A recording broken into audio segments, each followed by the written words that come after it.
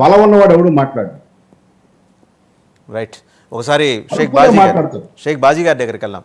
Congress party, national conference, CPM కలిసి ఏర్పాటు చేసిన ప్రభుత్వం అక్కడ ప్రజల శాంతి సౌభాగ్యాల కోసం విచ్చలవిడిగా కృషి చేస్తుండటం వల్ల నిన్న 27 మంది ఆ కాల్పుల్లో చనిపోయారండి. కాంగ్రెస్ పార్టీ రెస్పాన్సిబిలిటీ తీసుకుంటుందా దీనికి, లేకపోతే బకెట్ల కొద్దీ బురద తీసుకొని ఎప్పుడు మోడీ వస్తాడా, మోడీ మీద వేద్దామా, లేకపోతే అమిత్ షా వేస్తాడా, అమిత్ షా మీద వేద్దామా?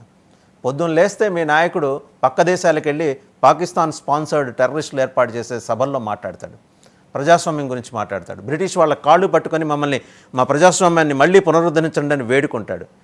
మీకేమీ అనిపించట్లేదు? Are not ashamed of your leader? ముందుగా వాసుదేవన్ గారు, మీకు అట్లాగే మన ఛానల్ వీక్షకులకి, ప్యానల్ పెద్దలందరికీ కూడా శుభోదయం, నమస్కారం. ఇప్పుడు ఇక్కడ జరిగింది కాశ్మీర్లో నిన్న జరిగింది ఎంతో పెద్ద ఘోరం.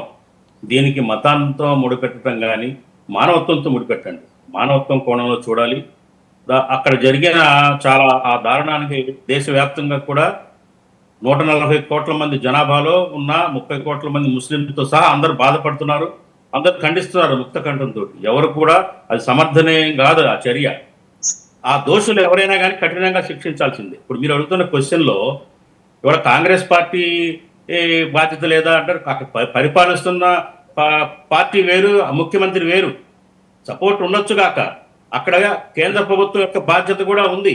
రాష్ట్ర ప్రభుత్వం, కేంద్ర ప్రభుత్వం రెండు కూడా బాధ్యత వహించి అక్కడ ప్రొటెక్షన్ ప్రాపర్ వేలో జరగాల్సిన బాధ్యత ఉంది. అక్కడ రెండు ఫెయిల్యూర్. రాష్ట్ర ప్రభుత్వం కూడా ఫెయిల్ అయిపోయింది, కేంద్ర ప్రభుత్వం కూడా సరైన బలగాల్ని మోహరించకుండా ఆర్టికల్ 370 రద్దు తర్వాత జరిగిన పరిణామాలను సరిగ్గా బేరీజు వేయకుండా కేంద్ర ప్రభుత్వం ఒక ఉదాసీన వైఖరి ఉంది. ఎందుకు మిలిటరీ ఫోర్స్ని పటిష్టంగా అక్కడ ఏర్పాటు చేయలేకపోయింది కేంద్రం?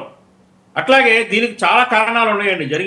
జరిగింది చాలా దారుణం, అందరూ ఖండించి తీరాల్సిందే. మతాలు కులాలతో సంబంధం లేదు. ఇది అక్కడ మానవత్వానికే మాయని మచ్చ, భారతదేశ స్థిరత్వానికి భంగం కలిగే విధమైన చర్య.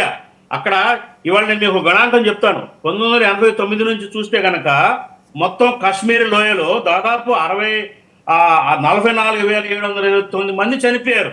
దాంట్లో 6,413 మంది సెక్యూరిటీ అధికారులు, 14,930 మంది సివిలియన్స్, అట్లా 23,000 మంది మిలిటెంట్స్. ఈ టోటల్ సంఖ్యలో ముస్లిమ్స్ కూడా ఉన్నారు చనిపోయిన వాళ్ళు, నాట్ ఓన్లీ హిందూస్.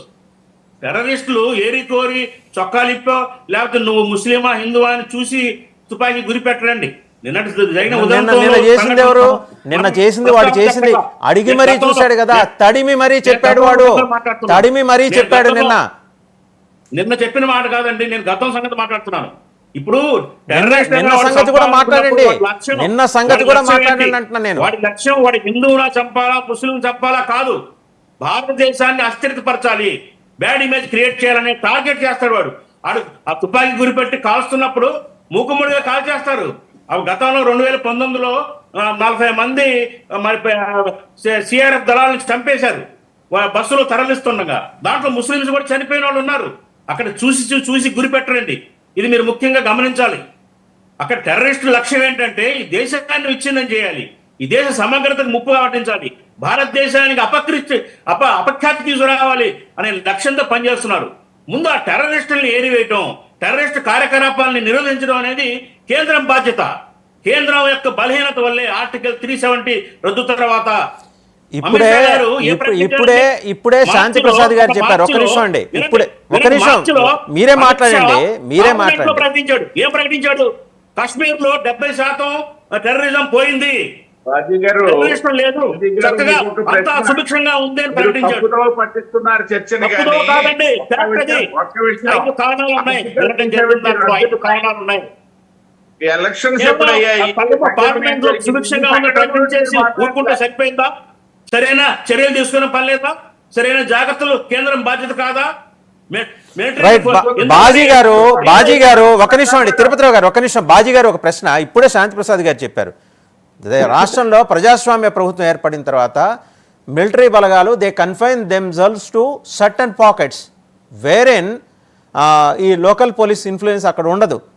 అది చాలా స్పష్టంగా చెప్పారు. అది టెర్రరిస్ట్ అడ్వాంటేజ్గా తీసుకున్నారు. ఇక రెండో అంశం, ఈ నెల 17వ తేదీన జనరల్ మునీర్ కాశ్మీర్లో ప్రజలు చేస్తున్న హిస్టారిక్ స్ట్రగుల్కి పాకిస్తాన్ మద్దతు ఉంటారు.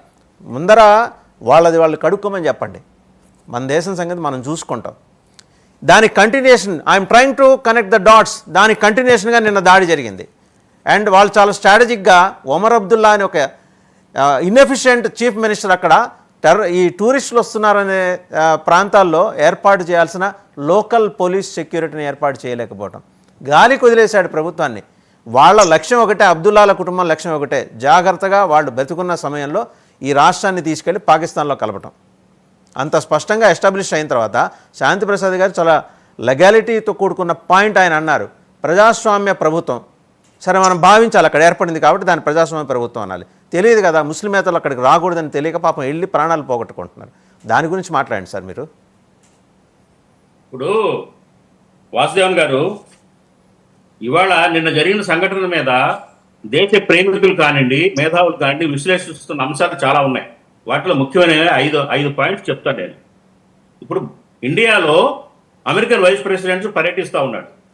అతను ఇండియా యుఎస్ మధ్య మంచి ఒప్పందాలు, వ్యాపార సంబంధాలు మెరుగుపరచుకోవటం, ఆర్థిక అభివృద్ధి కోసం చాలా ఒక ఎజెండాతో వచ్చాడు ఆయన.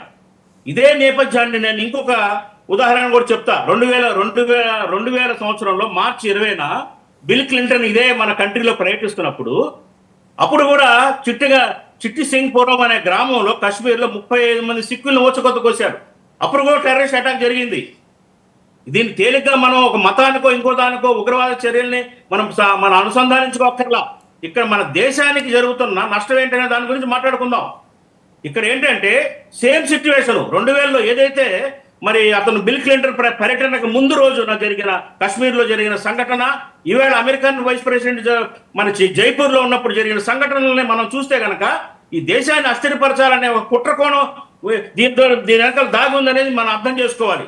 ఇంకోటి, అట్లాగే మోడీ గారు సౌదీ అరేబియా పర్యటనలో ఉన్నారు, జద్దాలో పర్యటిస్తున్నారు.